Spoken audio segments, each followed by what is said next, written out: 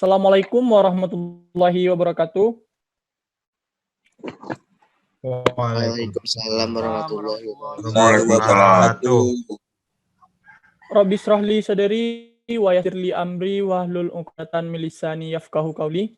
Asyhadu an la ilaha illallah wa asyhadu anna Muhammadar Rasulullah sallallahu alaihi wasallam. Selamat pagi menjelang siang untuk teman-teman beserta hadirin sekalian. Yang sama-sama kami hormati Bapak Ibu dosen Politeknik Kaltek Riau yang hadir pada pertemuan hari ini. Yang kami hormati narasumber kita, Abang Randi Irawan, SST, yang merupakan beliau juga alumni dari Politeknik Kaltek Riau G7. Baik, tanpa memperpanjang waktu, mungkin perkenalan lebih lanjutnya dalam acara kita pada pagi ini dengan tema Etos Kerja Industri Internasional. Kami persilahkan kepada narasumber kita untuk memperkenalkan diri.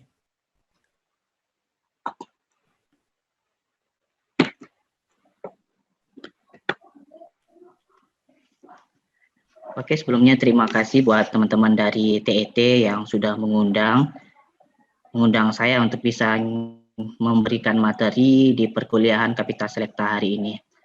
Terima kasih buat Ilham juga yang selaku moderator. Segala puji-pujian saya titipkan kepada moderator yang telah menyampaikan di acara pembuka tadi. Perkenalkan, nama saya Randi Irawan. Saya angkatan G7, angkatan G7 Politeknik Riau dan generasi kedua Teknik Elektronika Telekomunikasi.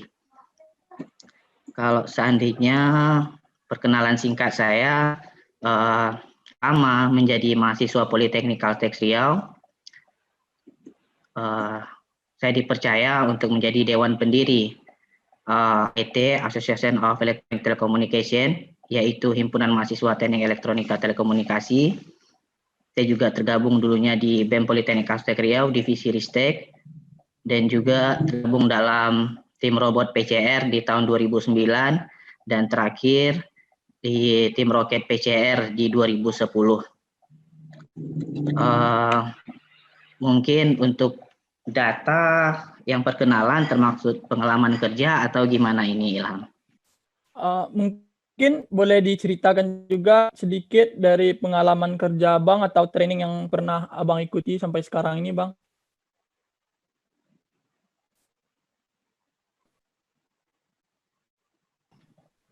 Nah, kalau seandainya training yang pernah diikuti,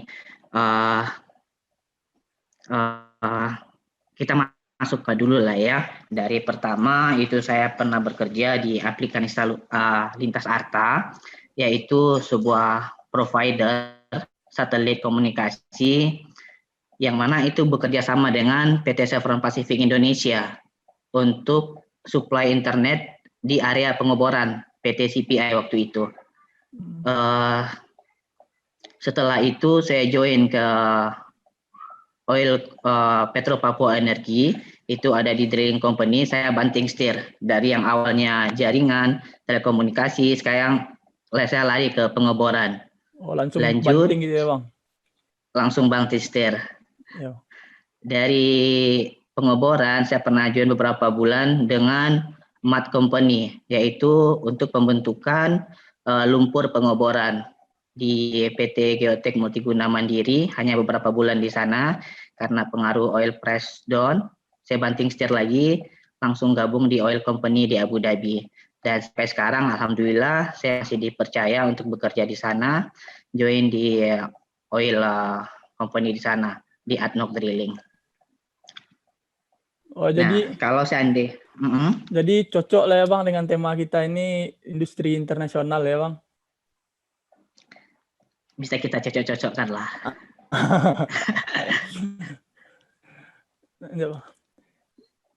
Nah, kalau seandainya di training, sebelum saya melangkah keluar, saya join di perusahaan.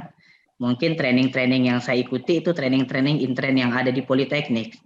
Selama masa perkuliahan, saya mengikuti training-training di sana seperti workshop-workshop yang kita bangun di Hima. Itulah manfaatnya kita ngadain training workshop di Hima.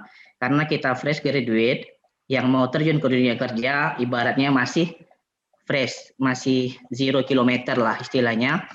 Jadi pengalaman kerja, pengalaman training kita itulah yang kita bawa nantinya ke dunia kerja. Yang kita melangkah pertama dari training yang kita ikuti, dari workshop yang kita ikuti di perkuliahan. Selanjutnya kalau seandainya saya terjun banting setir dari telekomunikasi operator ke drilling operator, itu nanti trainingnya setelah kita join di perusahaan tersebut, mereka yang akan mentrainingkan kita sesuai dengan bidang dan kemampuan kita nantinya. Oh, berarti untuk kerja di sana tuh kita nanti disiapkan trainingnya berarti itu ya, Bang? Iya, nanti sama halnya kalau seandainya teman-teman join di oil company seperti Halliburton, Schlumberger, Weatherford, atau Baker Hughes juga. Nah, teman-teman kan di sini kan diminta hanya basic itu teknik saja. Nah, nanti di teknik tersebut, kalau seandainya teman-teman sudah lolos administrasi atau segala macamnya dengan persyaratannya, nanti mereka lah yang akan mentrainingkannya. Jadi, cuman apa yang kita bawa sekarang adalah basicnya saja. Oh, berarti persiapan kita untuk bisa terjun ke sana itu nggak perlu keahlian khusus seperti itu ya, Bang? Atau ada keahlian khusus atau skill gitu yang mereka minta gitu, Bang? Kalau seandainya di tempat yang Abang sekarang, itu ada sih skill khusus yang diminta, cuman hanya dari pengalaman kerja. Tetapi kalau seandainya join di MAT company atau di MAT engineer, itu perlu keahlian khusus karena kita mesti mengambil sertifikat untuk menjadi MAT engineer tersebut atau engineer lumpur untuk pengoboran. Tetapi kalau seandainya join di oil company seperti Halliburton, Schlumberger, Baker, Weatherford, nah Abang di sana kurang paham, tapi kayaknya itu nggak perlu keahlian khusus, tapi cuma basic-basic dari kita lah, yang intinya bahasa. Oh, bahasa itu ya, Bang? Bahasa Ya, Inggris kalau gitu. kalau seandainya teman-teman mau join ke perusahaan internasional, intinya itu adalah bahasa Inggris, karena itulah bahasa nomor 1 nantinya. Kalau untuk jam kerjanya, Bang, di luar itu dengan kita di Indonesia ini apakah ada perbedaan, Bang? Kalau seandainya jam kerja, umumnya kalau seandainya di perminyakan, di oil and gas, itu jam kerjanya itu sama. Kalau di oil operator itu jam kerjanya itu 12 jam. Tapi kalau seandainya di service company itu mereka on call, berarti 24 jam masih standby. Jadi makanya kalau seandainya kita bekerja di oil company, di oil and gas, di sini kita dibikin rotasi, misalnya sebulan kerja sebulan libur, atau 2 minggu kerja 2 minggu libur, sama halnya kita kerja dan sama halnya juga kita libur, sama banyaknya. Karena kita kerja di sini memang seperti itu. Oh, iya. Jadi ini kita bicara persiapan aja loh, Bang. Misalnya di sana kan di luar negeri, apalagi seperti Abang di Abu Dhabi itu kan, Bang. Musimnya itu kan beda dengan kita di Indonesia, Bang. Kira-kira kalau kami nanti ada kesempatan ke sana, adakah persiapan fisik atau gimana gitu, Bang, terhadap perbedaan musim lah itu, Bang? Pasti kan kita juga kerja di suhu yang panas, di suhu yang dingin gitu, Bang. Boleh diceritakan sedikit, Bang? Kalau seandainya iya sih kita di sini kerja dengan di 2 musim.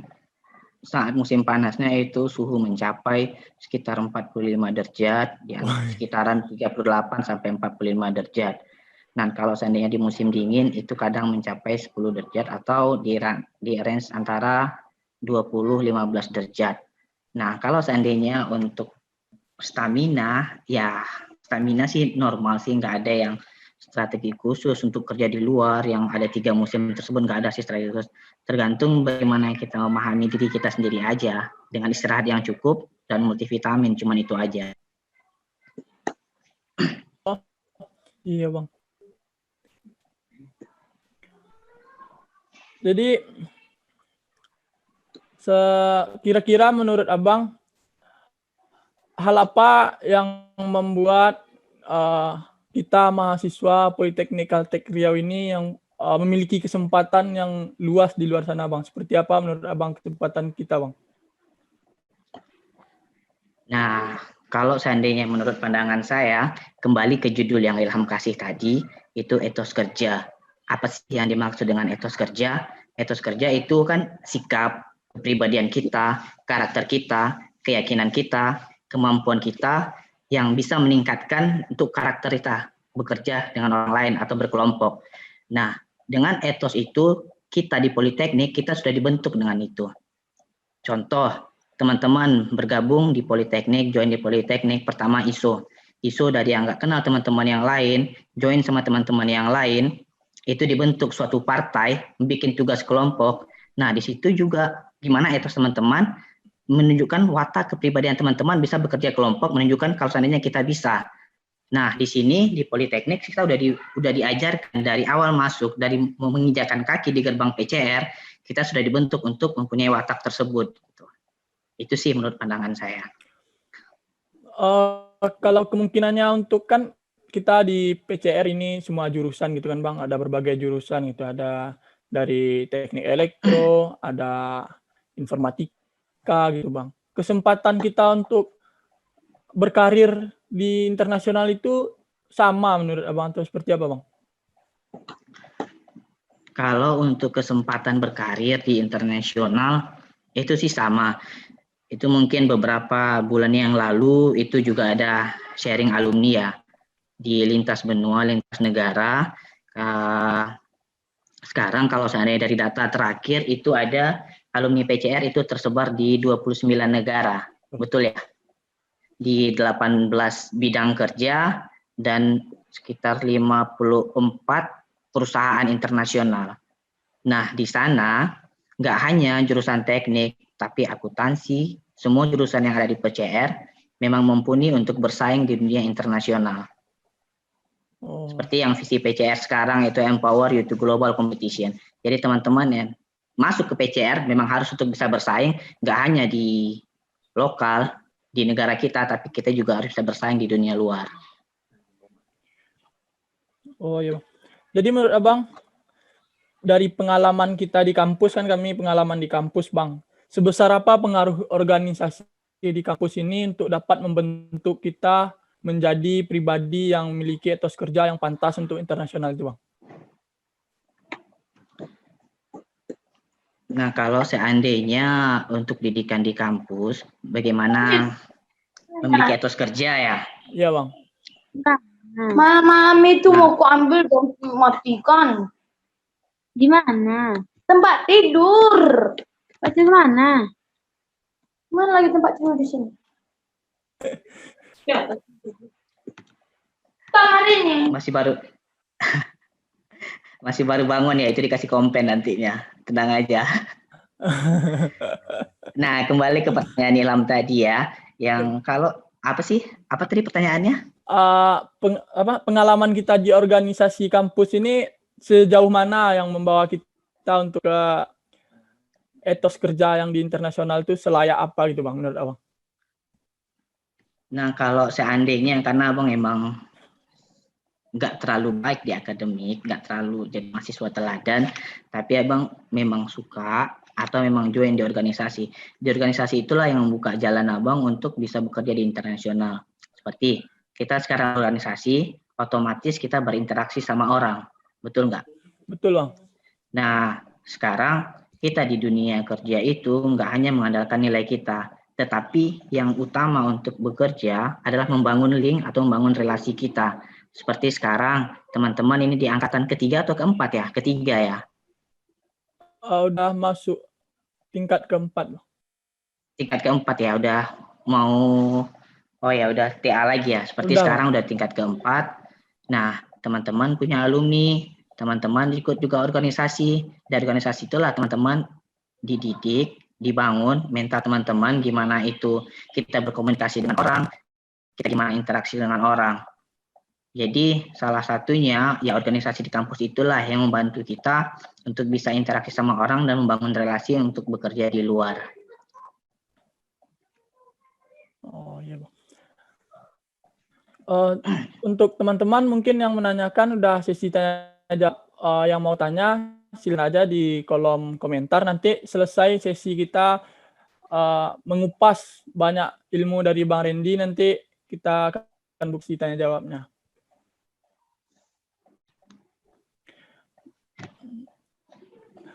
Baik Bang, sekarang kita ke lebih jauh sedikit Bang, ke dunia kerja di sana Bang. Kira-kira itu halangan atau rintangannya saat bekerja seperti apa Bang di sana tuh Bang? Boleh diceritakan Bang, dan kiat-kiat kita untuk selalu struggle itu boleh diceritain sedikit Bang? Kalau seandainya kendala untuk bekerja di luar mungkin itu budaya ya. Karena budaya kita dengan orang Eropa, dengan orang Afrika, dan juga dengan orang Arab itu beda. Jadi ya intinya itu untuk budaya kita, gimana kita memahami mereka aja. Gimana kita menempatkan posisi kita di bidang kerja yang kita tekuni, dan gimana kita mengerti rekan kerja kita dari berbagai seluk-beluk budaya, itu aja.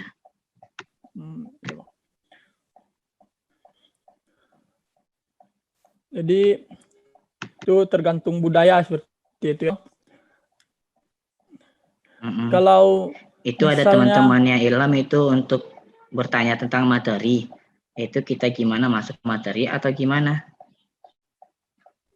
Masuk ke materi atau lanjut ke boleh. Pertanyaan. Boleh juga Bang, kita lanjut ke materi juga boleh Bang. Kalau masuk nggak di sana ya? Masuk Bang. Masuk ya. Kita coba kupas sedikit aja apa itu tentang materi yang kita angkat sekarang. Etos kerja di industri internasional. Sebetulnya nggak hanya di industri internasional, tetapi dunia kerja maupun lokal dan internasional itu etos kerja itu harus kita miliki, harus sama sebetulnya. Seperti yang kita bicarakan tadi, apa sih itu etos kerja? Mungkin kalau teman-teman udah menyimak tadi, etos kerja itu sikap kita, kepribadian kita, karakter kita, watak kita, dan keyakinan, serta kemampuan kita untuk bisa meningkatkan karakter moral. Seperti misalnya kita punya target, golden target kita ada 1. Gimana sih supaya kita bisa menjadi manajer? Itu adalah golden target kita. Apa yang membuat kita untuk jadi etos kerja kita ke sana? Mungkin seperti saya dulu, etos kerja saya untuk bekerja di internasional, saya pengen mengikuti JJJ alumni. Apa sih, gimana sih cara saya supaya bisa mencapai, bisa bekerja di dunia internasional dengan meningkatkan kemampuan pribadi kita. Itulah yang maksud dengan etos kerja. Nah, beberapa karakteristik itu untuk etos kerja, itu kita mempunyai karakteristik kerja, itu etos kerja tinggi. Misalnya kita memiliki motivasi kerja yang baik, baik itu dari eksternal maupun internal. Memiliki orientasi masa depan seperti kita sekarang join, gabung di dunia kerja sekarang, nggak hanya di satu posisi saja, tapi kita juga mempunyai target untuk bisa promosi, untuk bisa meningkatkan kemampuan kita di perusahaan tersebut, instansi tersebut. Yang selanjutnya itu ada moralitas. Moralitas maksudnya di sini adalah keseriusan kita di dalam bekerja. Apakah kita fokus atau tidaknya. Kedisiplinan dalam bekerja, nggak hanya kita di Politeknik sudah dididik untuk disiplin. Masuk jam 7, pulang jam 4, bikin laporan, itu on time. Dan alhamdulillah di dunia kerja untuk kedisiplinan dalam bekerja, ini nggak canggung lagi. Jadi teman-teman nanti untuk terjun ke dunia kerja, teman-teman sudah memiliki karakter seperti ini. Yang terakhir itu menurut saya untuk etos kerja tinggi itu adalah tekun dan ulet. Kalau seandainya teman-teman tekun dalam bekerja, ulet dalam bekerja, insya Allah golden target teman-teman itu pasti bakalan tercapai. Nah, karakteristik kedua itu adalah karakteristik yang negatif, yaitu etos kerja rendah. Maksudnya di sini mungkin etos kerja rendah di sini kita merasa bahwa pekerjaan kita itu adalah membebani kita. Gimana kalau seandainya kita mendapat promosi atau peningkatan posisi dari manajer, kalau seandainya kita menganggap pekerjaan itu adalah sesuatu yang membebani bagi kita. Yang kedua, mungkin dari gambaran saya itu kurang dan bahkan tidak menghargai hasil karya. Mungkin teman-teman di Webdais bekerja di suatu instansi, apapun yang teman-teman bangun, yang teman-teman buat, tapi teman-teman itu tidak pernah menghargai hasil kerja. Biasa aja atau lain segala macamnya. Ya, yang selanjutnya, kerja dipandang sebagai suatu penghambat untuk memperoleh kesenangan. Seperti misalnya, awak lah ada janji sama kawan-kawan kok main bola, main futsal, main game, tapi kerajo ada puluh. Itu kan berarti itu kan kita menganggap pekerjaan kita itu suatu sebagai penghambat. Bagaimana kita bisa meningkatkan etos kerja kita, tapi kita tidak bisa menghargai pekerjaan kita. Yang selanjutnya, kerjaan itu dibentuk dengan keterpaksaan, seperti yang saya jelaskan tadi. Jadi, untuk membangun etos kerja, baik lokal maupun internasional, cobalah bangun dari hal yang positif, bangun untuk buat suatu goal target buat teman-teman. Apa sih target kita, sehingga kita bisa meningkatkan etos kerja, atau bisa meningkatkan kemampuan pribadi yang ada di dalam diri kita. Nah, kita masuk sih ke dalam etos kerja. Sebetulnya efek dari etos kerja yang baik ini apa sih? Kalau seandainya manfaat dari etos kerja, yang pertama itu kenaikan di status sosial. Mau nggak mau, suka nggak suka, kalau seandainya di etos kerja kita baik, kita udah di posisi yang baik, otomatis status sosial kita itu menjadi terangkat. Dari awalnya orang yang memandang kita sebelah mata, tapi karena kita sudah di posisi yang baik dalam pekerjaan, pasti orang akan segan sama kita. Yang kedua, nggak lain itu juga status ekonomi kita pasti juga semakin baik. Karena dengan posisi atau kerjaan kita baik, otomatis status kita baik. Selanjutnya kesehatan, yang mana kalau seandainya seorang yang selalu berpikiran positif, yang membangun dampak positif juga kepada dunia luar, itu pasti kesehatan bagi dirinya juga bakalan didapat. Yang terakhir itu untuk manfaat dari etos kerja itu rohani. Di saat kita memiliki etos kerja tinggi, pasti kita tidak melupakan Sang Pencipta kita, Allah Subhanahu wa Ta'ala, dan disinilah kita tidak akan menunda-nunda perintahnya, dan juga kita tidak akan menunda kerjaan yang diberikan kepada kita, karena itu amanah yang diberikan kepada kita.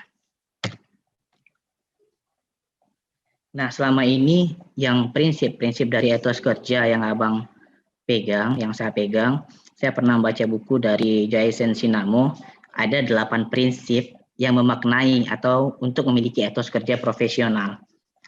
Kita berpikiran kerja adalah rahmat, kerja adalah amanah, kerja adalah panggilan, kerja adalah aktualisasi, kerja ada ibadah, kerja adalah seni, kerja adalah kehormatan, dan kerja adalah pelayanan. Nah, 8 prinsip kerja inilah yang selalu yang harus kita ingat untuk meningkatkan etos kerja kita. Nah, ini kalau seandainya untuk faktor-faktor yang mempengaruhi etos kerja itu umum, agama, budaya, sosial politik, kondisi keuangan, pendidikan, dan motivasi. Mungkin kalau seandainya untuk gambaran etos kerja dari dalam negeri dan luar negeri itu hampir sama, tergantung dari diri kita aja. Kita mempunyai golden target untuk kerja atau tidak. Mungkin itu aja Ilham yang untuk materi singkatnya tentang gambaran umum etos kerja. Tergantung bagaimana kita menempatkannya di pekerjaan kita atau di industri yang akan kita tekuni. Baik, terima kasih Bang. Dari materi singkatnya dapat beberapa poin yang mungkin dapat kami simpulkan itu Bang. Pertama di sini rata-rata rata-rata udah mahasiswa tingkat akhir gitu Bang dari segala jurusan di PCR. Jadi mungkin dari teman-teman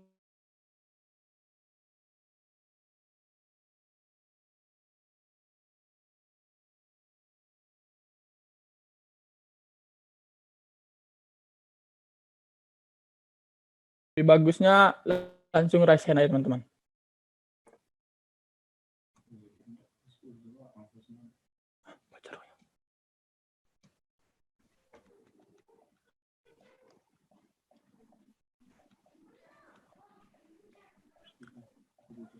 Ada pertanyaan nih Bang, boleh langsung kita jawab Bang? Tergantung dari moderator aja sih. Kalau seandainya mau jawab pertanyaan langsung, boleh juga, terserah aja. Baik Bang, kita mengalir ya Bang. Oke, Ini siap. dari kelas 2 teknik mesin B, itu Saudara Raja Adrafi. Izin bertanya Bang, ada nggak tips sih Bang langkah awal buat mahasiswa yang baru lulus untuk memulai membangun pengalaman kerja, khususnya jika memiliki target untuk bekerja di luar negeri? Seperti itu Bang. Terima kasih Raja Adrafi ya, dari 2 teknik mesin. Salam kenal sebelumnya. Ini angkatan kedua dari teknik mesin ya. Langkah atau tips yang untuk membangun pengalaman kerja, khususnya kan, kalau seandainya langkah abang awal membangun untuk bekerja di internasional, teknik mekatronika ya. Oh sorry, dikirain teknik mesin. Ya, mohon maaf Bang. Oke. Langkah awal itu sih kita harus menambah soft skill kita. Karena waktu waktu saya di perkuliahan kemarin, ya soft skill itulah yang menambah pengalaman kita untuk di interview perusahaan-perusahaan luar atau perusahaan internasional. Seperti dari teman-teman mekatronika. Teman-teman mekatronika mungkin hanya belajar tentang masalah mesin, PLC, rangkaian listrik, RL, elektropower, dan segala macamnya. Tetapi di sana tidak belajar tentang penjaringan, jaringan, atau tidak belajar dengan yang lain umum lah di jurusan kom atau lain segala macamnya. Nah, di PCR, kita itu bisa memanfaatkan fasilitas itu. Jadi waktu saya dulu di perkuliahan, saya membangun itu dengan mengadakan seminar untuk menambah soft skill saya, dan juga untuk menambah soft skill biar bisa join di perusahaan. Jadi kita nggak hanya terfokus pada jurusan kita, walaupun kita nanti dipindahkan ke pekerjaan ke yang bukan jurusan kita atau keahlian kita ini mampu, walaupun kita hanya mendapat basic saja di bangku perkuliahan atau dari training yang kita dapat. Nah, sekarang untuk Meka mungkin bisa dibangun seperti itu, dan juga target untuk bekerja keluar itu teman-teman dari mekatronika itu mempunyai alumni atau senior-senior yang luar biasa, yang sama saya saja di luar itu luar biasa banyaknya teman-teman dari atau abang-abang dari teknik mekatronika. Mungkin dari teman-teman sekarang yang masih aktif di dunia belajar atau di kampus, mungkin bisa membangun relasi ke senior-seniornya. Bang, gimana sih Bang untuk cara ke sana? Bang, kalau seandainya ada untuk info-info ke sana yang untuk fresh graduate, mungkin bisa di-share Bang kepada kami, seperti itu. Jadi bangunlah relasi dengan senior-seniornya, dan bangunlah soft skill teman-teman. Tingkatkanlah soft skill teman-teman. Jangan hanya puas dengan apa yang ada materi di perkuliahan saja. Jangan puas dengan SKS yang ada di kurikulum saja. Tapi tambahlah soft skill teman-teman. Cukup Bang? Cukup. Nah, ini ada Gimana lagi dari mungkin kalau dari Raja ada tambahan, boleh langsung ketik saja. Kita lanjut ke pertanyaan berikutnya ya Bang. Boleh. Ada pertanyaan dari kelompok 12 yaitu Restu Dias Pratana. Izin bertanya Bang, apakah kalau kita bekerja di saat masih berkuliah atau di saat jeda libur kuliah itu merupakan pengalaman kerja Bang? Jadi kalau kita kerja di saat jeda kuliah itu masuk pengalaman kerja nggak Bang itu? Apakah efeknya baik atau buruk bagi kita Bang? Terima kasih Bang. Nah, maksudnya di sini kerja short time gitu ya? Atau cuman kontrak per bulan lah ya? Ya, Part time gitu lah ya? ya bang. Nah, kalau seandainya part time begitu, kalau seandainya menurut pandangan saya pribadi sih itu nggak ada masalah, karena dengan part time seperti itu teman-teman kan juga bisa mendapat pengalaman dari yang di luar ilmu yang teman-teman miliki di dunia perkuliahan. Jadi kalau seandainya menurut saya itu sih nggak masalah walaupun di jeda libur, tapi teman-teman bisa membagi waktu yang mana yang prioritas, perkuliahan prioritas, yang mana yang nggak prioritas. Jadi kalau seandainya untuk yang negatif dari itu saya rasa sih nggak ada, karena dari teman-teman kerja di saat bangku kuliah itu adalah sangat bagus. Berarti teman-teman mempunyai motivasi untuk bangkit, teman-teman mempunyai motivasi untuk sukses ke depannya. Baik bang. Mm-hmm. Ini ada lagi pertanyaan bang dari teman kami kelompok 12, Rizky Dwi Lestari. Assalamualaikum bang. Waalaikumsalam. Izin bertanya, di tengah pekerjaan abang ini gimana cara abang mengatasi tekanan dan stres saat bekerja bang? Terima kasih bang.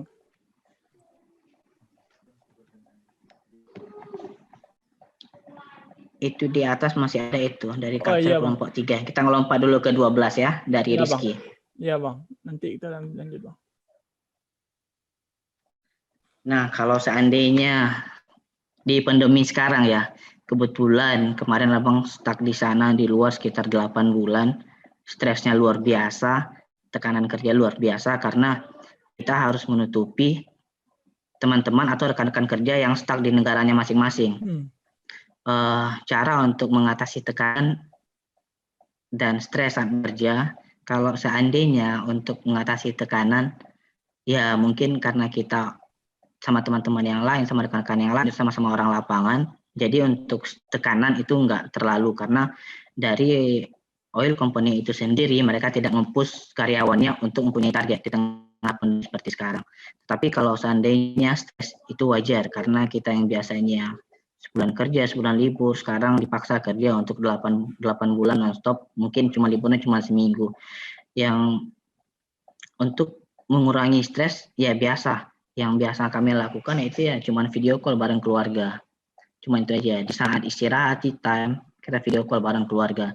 Cuman keluarga lah, teman-teman lain bisa memotivasi kita, yang bisa menurunkan tingkat stres kita atau tekanan kita dalam bekerja. Cuman itu aja sih ringkas ya bang, untuk mengurangi stres di masa pandemi sekarang di saat dunia kerja. Berarti memang terasa ya bang, pandemi ini efeknya terhadap kerja di luar ya bang? Ya, efeknya sangat luar biasa. Ya, baik bang. Maksud sebelum ini join meeting, tadi juga sempat izin sama Tifa mungkin agak telat karena harus melakukan swab test dahulu, karena nanti mau berangkat lagi kerja. Jadi tadi pagi mesti swab test.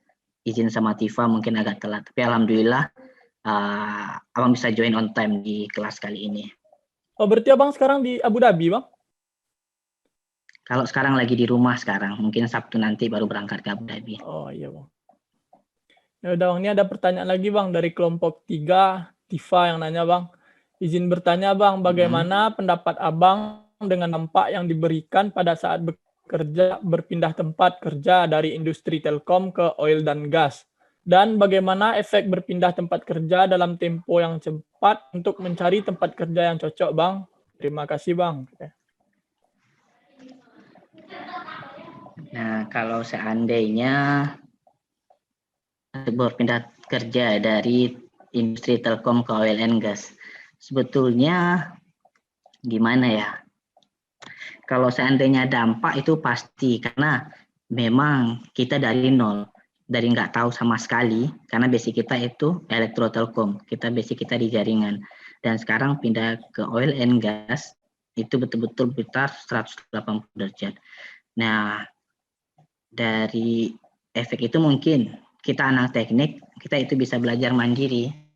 Nah, di sanalah saat kita berpindah tempat kerja dari yang suatu bidang yang nggak kita tekuni ke suatu bidang baru, karena kita itu otodidak kita belajarnya.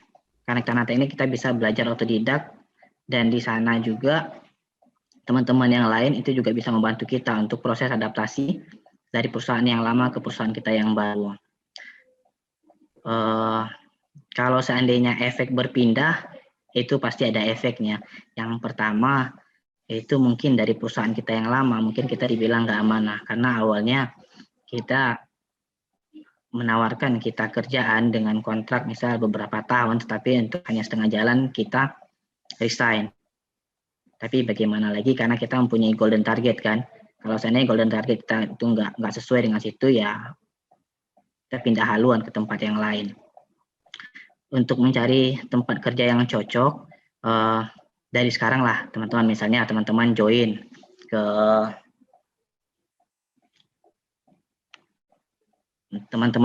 di perusahaan, tapi kalau seandainya untuk berpindah itu bukan etos kerja sih sebetulnya. Tapi kalau seandainya bisa gimana itu? Bukan etos kerja yang baik untuk berpindah-pindah tempat, yang dari tempat yang satu ke tempat yang lain. Iya, Bang. Tapi kalau seandainya untuk mencari untuk tempat kenyamanan, untuk mencari yang cocok di perusahaan, misalnya teman-teman sekarang udah terjun ke dunia kerja, nah di sanalah teman-teman merasa nyaman atau tidak. Kalau seandainya nggak merasa nyaman di situ dengan bidang yang sama, teman-teman saat melakukan pekerjaan itu bisa bertanya ke tempat yang lain atau melamar ke perusahaan yang lain gitu. Mungkin itu aja. Mungkin untuk teman-teman sekalian, ada yang mau ditanya, tanya aja, karena acara kita ini lebih interaktif dan materinya itu dengan interaktif ini mungkin lebih nangkap gitu ya Bang, lebih ringan daripada slide banyak-banyak seperti itu teman-teman. Ini ya, ada pertanyaan. Materi nanti kalau seandainya terlalu banyak materi itu jadi monoton jadinya lagi kan. Iya Bang, nanti pada tidur nanti kan Bang. Iya. Ini ada lagi Bang pertanyaan dari kelompok 9 Bang. 9. Suci Nur Hikmah. Assalamualaikum. Waalaikumsalam. Izin bertanya Bang, jika kita adalah seorang leader di suatu kegiatan, bagaimana cara untuk membangun etos kerja bagi rekan kita Bang? Nah, kalau seandainya Suci tadi ya, bentar. Ya Bang Suci Bang. Nah, gimana caranya seandainya Suci kita seorang leader di suatu kegiatan atau di suatu organisasi untuk membangun motivasi kerja, untuk membangun motivasi teman-teman supaya bisa beriringan dengan etos kerja kita, seperti itu ya. Tapi sebelumnya kalau seandainya waktu saya masih aktif di perkuliahan, salah satu cara yang saya lakukan mungkin pertama itu sharing dengan teman-teman yang ada di kepanitiaan tersebut. Sharing dengan teman-teman, bertukar pikiran, apa sih yang seharusnya menjadi target kita. Jadi kalau seandainya teman-teman itu ada yang misalnya di satu kepanitiaan, si A itu tidak kompeten di bidangnya. Nah, disitulah saat kita merangkul, kita support dia, kita bantu dia, kita sokong dia, bangkitkan jati diri dia, percaya diri dia untuk di kegiatan tersebut kalau seandainya dia itu mampu untuk melakukan itu. Jadi kita kasih kepercayaan orang tersebut full, kita support mereka secara full. Itu bisa untuk membangun etos dari kepercayaan diri mereka itu sendiri. Itu yang pernah saya lakukan di Hima dulu, di AIT dulunya. Mungkin Suci gimana, Pos, atau ada yang pertanyaan lain? Jadi kita harus berikan kepercayaan dan kita dorong terus. Kepercayaan kita dorong, iya betul. Hal-hal seperti ini. Walaupun kita tahu. Hal-hal seperti ini juga pernah Bang jumpai dalam dunia kerja, Bang? Maksudnya kalau di dalam dunia kerja itu ada hal-hal. Kalau seandainya misalnya kita kerja dengan tim, itu pasti kita jumpai, nggak 1, 2, pasti kita jumpai segala bentuk yang seperti ini gitu. Karena skill kita nggak sama, kita mempunyai skill semua, tapi pasti ada itu, karena skill kita nggak sama semua untuk bekerja itu. Iya Bang. Ini ada lagi pertanyaan Bang dari kelompok 12 lagi Bang. M. Nur Kafid. Assalamualaikum Bang. Waalaikumsalam. Kalau kita ingin bekerja dengan motivasinya karena gaji besar, apakah baik niat seperti itu Bang? Kalau boleh tahu Bang, motivasi kerja Bang Randi apa? Maaf sebelumnya tidak mengikuti seminar dari awal Bang.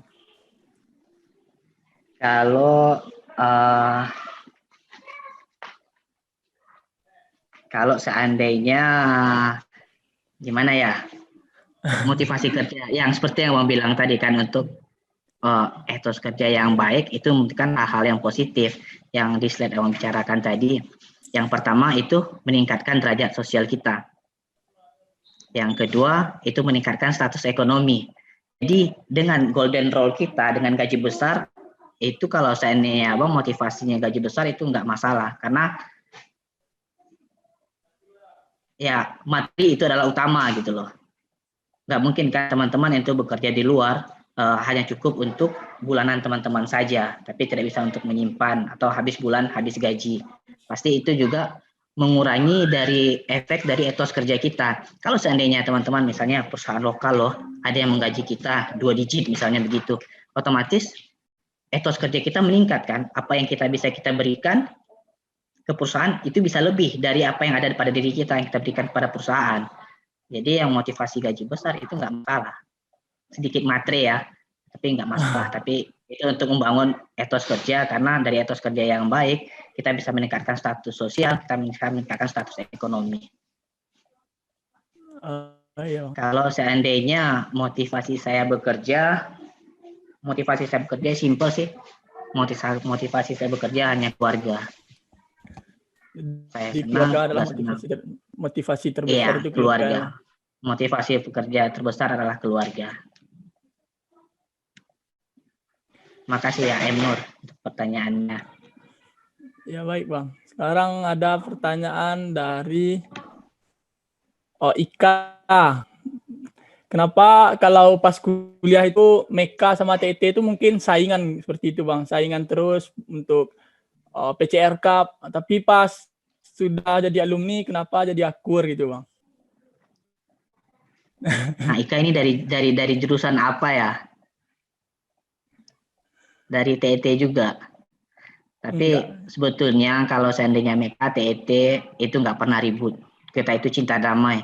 Karena kita itu sama-sama dinaungin dengan satu alma mater, satu bendera. Gimana kalau seandainya kita itu sering strike, itu wajar karena itu kompetisi. Setelah kompetisi, itu kita baikan lagi. Sama halnya sekarang teman-teman dunia perkuliahan, teman-teman start dari semester 1, nanti yang D3 di semester 6 mereka udah wisuda, di semester 8 teman-teman D4 sudah wisuda. Jadi siapa yang itu juga bakalan ribut kan, juga bakalan berkompetisi seperti itulah. Jadi TET, Meka itu ribut hanya dalam berkompetisi saja. Karena kita kompetisi untuk menunjukkan kalau seandainya kita mampu juga loh, kita yang terbaik juga loh, hanya seperti itu. Tapi untuk hal yang negatif di luar itu nggak ada.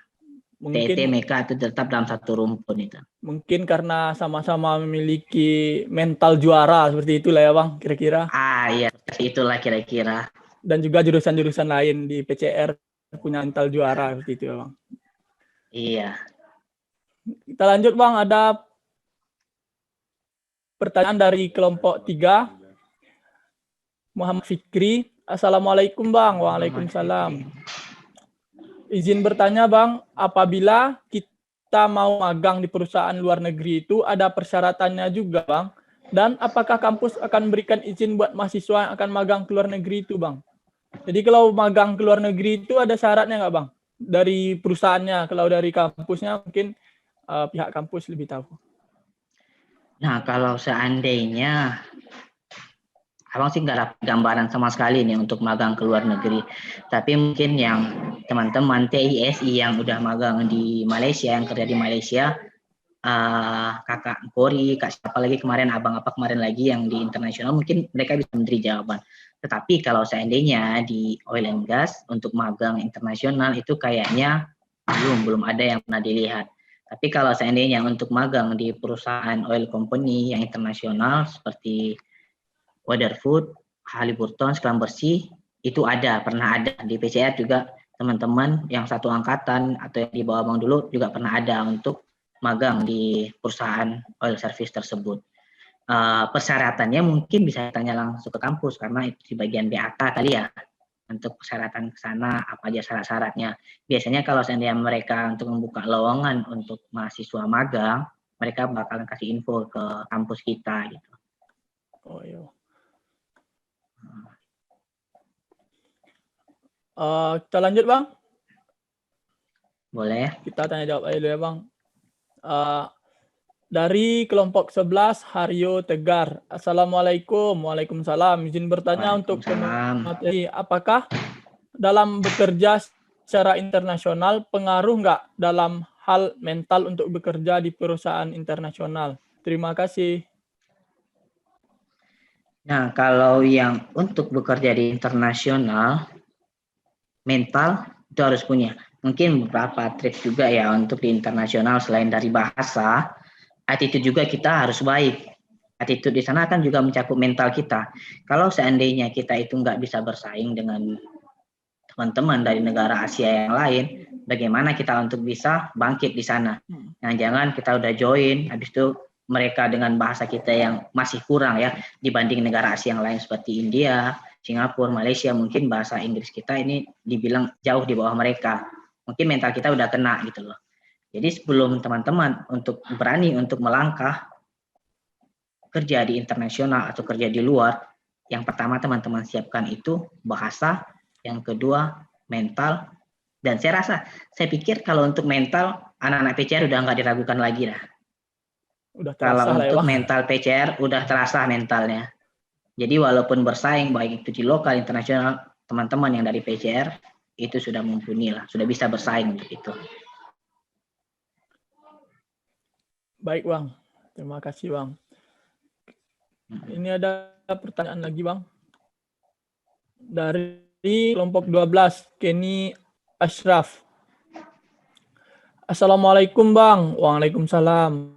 Saya ingin bertanya, tentu saja dalam meraih golden target dalam pekerjaan harus banyak melewati rintangan. Nah, salah satunya adalah bersaing dengan teman sendiri, Bang. Terkadang banyak cara yang tidak baik dalam meraih hal itu, Bang. Apakah itu memang harus ada dalam bekerja atau bagaimana, Bang? Karena sepertinya kalau dari banyaknya info, kalau kita kerja, kalau kita lurus-lurus saja, itu bakal susah untuk meraihnya, Bang. Nah, kalau dari Kenny ya, mungkin gini, Kenny, kalau seandainya dari dunia perkuliahan itu juga, gimana ya, teman itu adalah lawan, teman itu adalah motivasi. Mungkin begitu, karena dari sekarang, misalnya dalam satu angkatan, TET, misalnya teman-teman ada 30 orang. Dari 30 orang itu, hanya beberapa perusahaan yang buka lowongan. Contoh, misal, taruh kita bikin untuk provider telekomunikasi. Ada satu perusahaan yang buka lowongan cuma untuk 2 orang. Otomatis dari 30 orang yang ada dalam jurusan, mereka cuma menerima untuk 2 orang. Otomatis teman sendiri itulah menjadi pesaing kita gitu. Jadi kalau seandainya teman menjadi pesaing itu wajar, tapi dalam hal yang positif ya, jangan dalam hal yang negatif. Karena apapun yang Abang di dalam perkuliahan sebelum cari kerja juga Abang menerapkan prinsip seperti itu, teman adalah lawan, teman adalah motivasi kita. Berarti fastabiqul khairat lah ya Bang, berlomba-lomba dalam kebaikan. Ya, itulah. Nah, kalau seandainya lurus-lurus aja. Nah, sebetulnya bukan lurus-lurus aja sih. Kembali kita ke topik yang diangkat teman-teman di Kapita, itu etos kita. Kalau seandainya lurus aja berarti kita nggak mempunyai motivasi, nggak punya etos kerja yang baik. Nah, kembali lagi seperti itu. Kalau seandainya teman-teman mempunyai etos kerja yang baik, pasti teman-teman nggak lurus-lurus aja. Etos kerja teman-teman yang baik, disiplin, semua laporan selesai, hasil kerja bagus, otomatis lines manager kita pasti puas, kan supervisor kita pasti puas. Seperti itu. Jadi kembali lagi ke etos diri kita. Kita sanggup nggak untuk itu? Kita yakin nggak untuk itu? Bisa nggak untuk kita untuk meningkatkan kemampuan pribadi kita untuk memberikan yang terbaik buat pekerjaan? Jadi kalau seandainya udah lurus-lurus aja Bang, itu berarti udah etos kerja yang negatif. Maunya datar aja hidupnya, terus kan nggak ada motivasi, nggak ada tergantung golden rule berikutnya. Iya Bang. Berarti intinya tuh kita harus memiliki etos kerja dan juga motivasi yang selalu kita tingkatkan ya Bang. Nggak hanya etos kerja sih, mungkin di dunia kuliah juga, di belajar juga teman-teman harus mempunyai etos yang baik dalam belajar. Semester kemarin KP kita itu kompen ada 50 jam.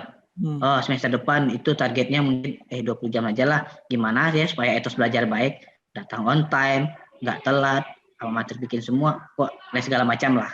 Seperti itulah kira-kira. Nggak hanya di dunia kerja, tapi di perkuliahan juga seperti itu. Baik Bang. Oh, ini ada pertanyaan Bang dari kelompok 2, Francis Owen. Assalamualaikum Bang. Waalaikumsalam. Izin bertanya. Kan kami yang tingkat akhir bentar lagi KP Bang. Bagaimana cara memilih tempat KP dan bagaimana pengaruhnya dengan dunia pekerjaan? Termasuk bagaimana dampak KP di masa pandemi. Soalnya kan banyak juga yang dari pengalaman alumni yang telah KP direkrut untuk join di perusahaan mereka. Berarti yang tahun terakhir sekarang itu udah mau KP lagi ya. Kalau seandainya memilih tempat KP itu kalau seandainya Abang awal itu memang dari apa sih basic kita awal memang ke sana. Seperti teman-teman TI mungkin ke database atau web design atau dan segala macam. Untuk elektro, meka mungkin lebih ke mesin, lebih ke jaringan, lebih ke apa? Mereka bisa ke perusahaan-perusahaan kayak Yokogawa, Ericsson dan segala macam, kayak Telkom, TET, mungkin bisa ke provider-provider seperti itu. Nah, kalau seandainya waktu Abang awal, untuk milih tempat KP itu emang dari basic jurusan sendiri. Karena mengapa? Di KP inilah langkah awal kita untuk terjun ke dunia kerja. Seperti Abang dahulu waktu kuliah, Abang itu KP di PT Telkom Indonesia. Saat KP di PT Telkom, sana untuk di CV kita mencantumkan kita kerja praktek di Telkom loh, bagian ini, atau kita difokuskan khusus di bagian ini. Nanti setelah lulus, kita juga apply di perusahaan yang sama di provider, kita sudah ada sedikit pengalaman atau sedikit mengetahui tentang apa itu jaringan, tentang apa itu provider, atau bisnis di provider, seperti itulah gambaran. Tapi mungkin untuk gambaran dari teman-teman jurusan lain, mungkin seperti itulah gambarannya. Nggak jauh beda. Untuk pengalaman alumni yang setelah KP direkrut, nah kalau seandainya masalah pandemi, ini kita walau-alam ya, nggak ada yang tahu sampai kapan ini berakhir. Karena ngelihat dari kondisi perusahaan juga, makanya mungkin alumni-alumni yang udah direkrut itu masih belum join untuk perusahaan. Untuk kondisi pandemi ini boleh diceritain sedikit gimana kondisi di tempat kerja Abang, Bang? Nah, kalau seandainya di tempat kerja Abang, kalau efek dari pandemi itu emang ada untuk pengurangan karyawan. Oh, emang ada ya Bang? Udah ada ratusan karyawan yang emang di PHK karena kasus pandemi ini. Nggak bisa dimungkiri juga kan, mungkin nggak hanya di perusahaan internasional, di perusahaan lokal pun seperti itu. Juga ada efek dari pandemi, juga ada pengurangan kerja. Ya, efeknya di kita yang masih jadi karyawan, ya kita terpaksa bekerja double, harus menutupi kekurangan yang ada di perusahaan. Ini itu. Mungkin ada lagi dari teman, ada lagi nih Bang. Ini ada Bang Dari pertanyaan. Restu lagi. Ya, dari Restu Dias Pratama. Izin bertanya lagi Bang, ya monggo silahkan. Apakah untuk KP kita mencari pengalaman untuk pekerjaan atau kita KP untuk mencari keuntungan berupa ilmu yang kita gunakan untuk membuat TA Bang? Terima kasih Bang. Bagaimana menurut pendapat Sejalan. Abang? Kalau Abang dulunya sejalan. Pengalaman KP untuk mencari pekerjaan, membangun link, dan juga mencari keuntungan untuk judul TA. Jadi kita sejalan dari KP, kita membangun link untuk pekerjaan, disitulah kita juga bisa start untuk membuat tugas akhir kita. Jadi manfaatkanlah ilmu teman. Sekarang teman-teman di PCR itu ada KP sekitar 6 bulan ya. Nah, Ya. 6 bulan KP itu waktu yang panjang untuk membangun relasi, untuk pekerjaan, dan juga waktu yang panjang untuk mencari judul buat tugas akhir. Kalau seandainya waktu kami itu di angkatan 7, mungkin sampai angkatan ke-10 atau G10, G11, itu cuma 2 bulan untuk KP yang diisi hanya di waktu libur semester aja. Sekarang udah full 6 bulan, itulah teman-teman bisa, di KP itulah teman-teman bisa membangun link atau relasi untuk pekerjaan dan juga bisa mencari judul untuk tugas akhir. Kalau pandangan saya seperti itu. Jadi manfaatkanlah waktu. Udah KP 6 bulan, nanti tahu-tahu tugas akhirnya molor lagi kan. Kan sayang. Jadi manfaatkan tugas waktu KP, juga membangun relasi, mencari ilmu, dan juga untuk mencari judul buat tugas akhirnya. Baik, Bang. Mungkin ada lagi teman-teman yang ingin bertanya, silakan langsung aja bertanya gitu.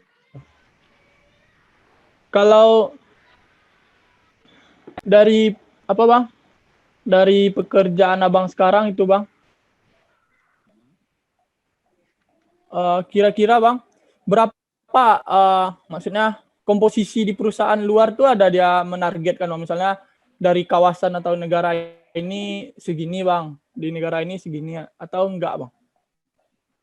Kalau untuk komposisi itu sih nggak ada target dari mereka berapa banyak dari Asia Tenggara misalnya, itu nggak ada target, tergantung dari kita lolos seksi administrasinya saja gitu.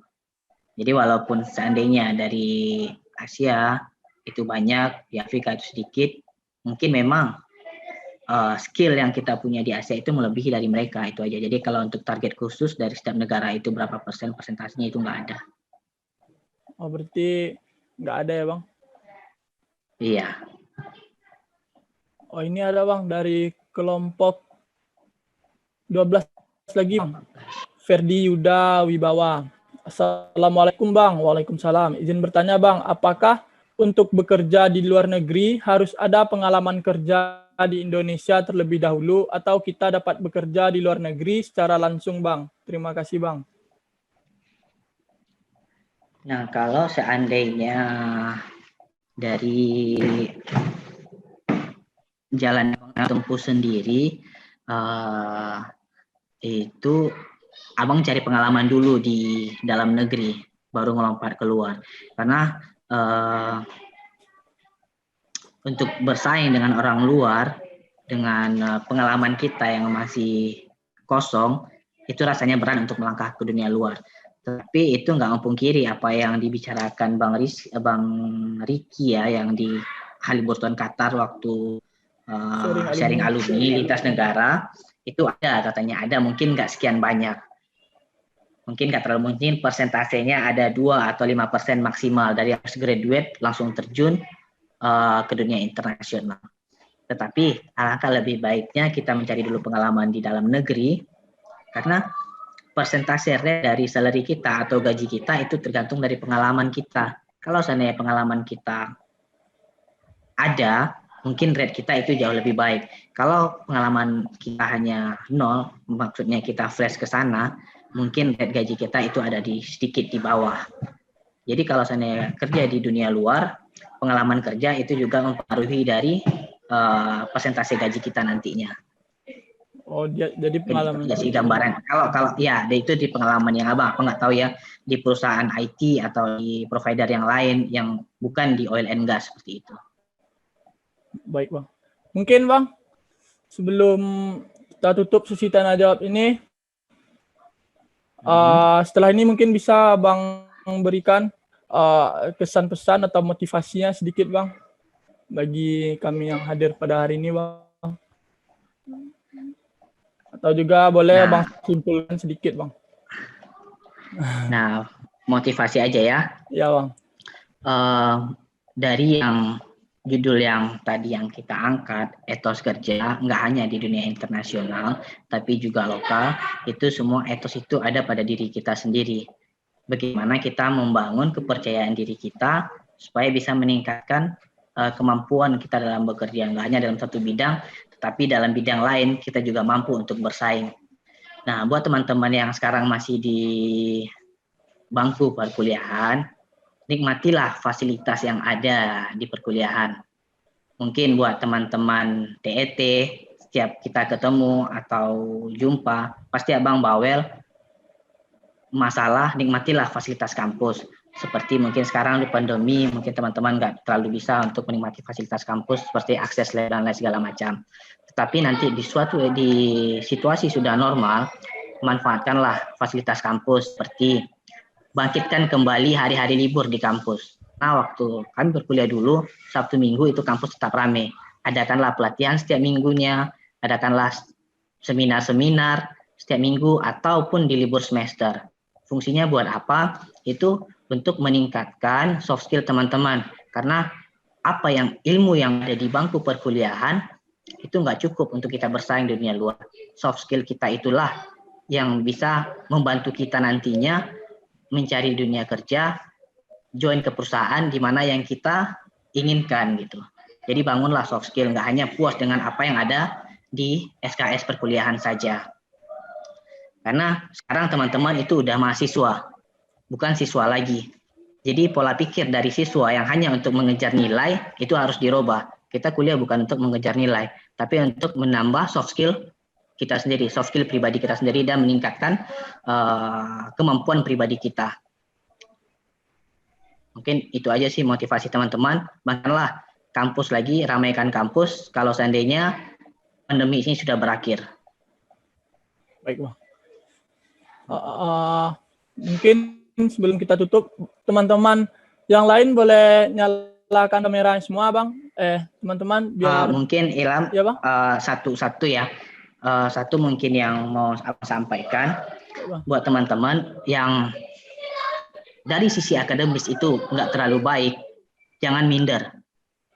Sekali lagi Bang tekankan, kalau seandainya dari teman-teman yang dari sisi akademis nggak terlalu baik, itu jangan minder.